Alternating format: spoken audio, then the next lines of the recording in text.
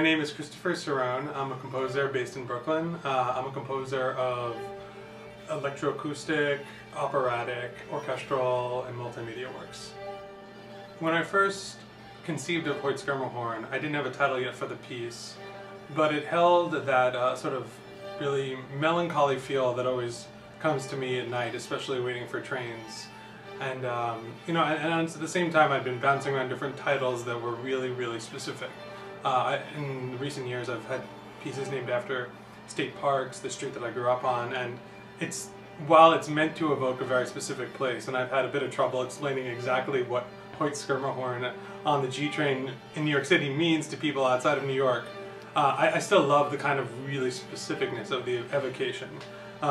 And so Hoyt-Schermerhorn is in fact where I used to and still transfer to the G train, and where I would spend very long periods of time waiting.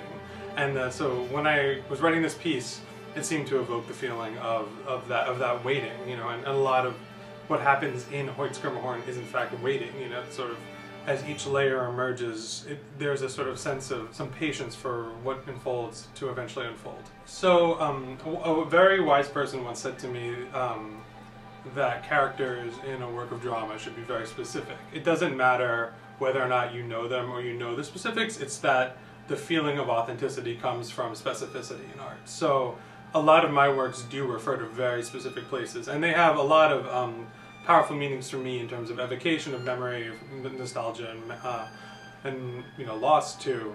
But I think it doesn't necessarily need to resonate that. I always love things that sort of have this really specific reference world in them. Like when I would read Joyce, and the names of the streets in Dublin have absolutely no meaning to me, and yet the kind of specificness of it was very powerful. So that is part of why I'm so drawn to these kind of really specific references. But also I think in a larger sense, to me music functions as fundamentally a kind of go-between between the senses, the emotions, and the memories. So much of what I do in music has to do with these memory structures and the idea of music powerfully coming back at times meaning something else. It's a system of signs, and like driving down a highway. And to me, what I want to do as a composer is to use the interplay of those different elements along with the more abstract elements of timbre and color to create sort of a total music experience.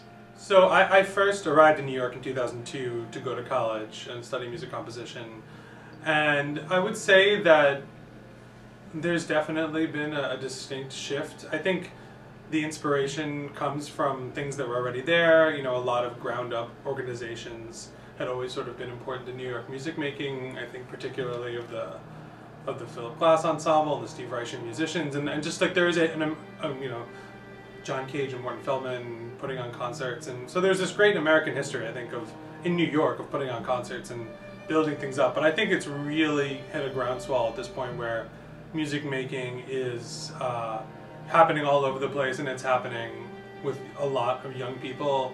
I officially feel old because a bunch of composers who are younger than me are putting on a festival, and I'm not the youngest person, which I have been up until this moment, and that's really amazing. But it goes to show you how much is really happening in New York right now.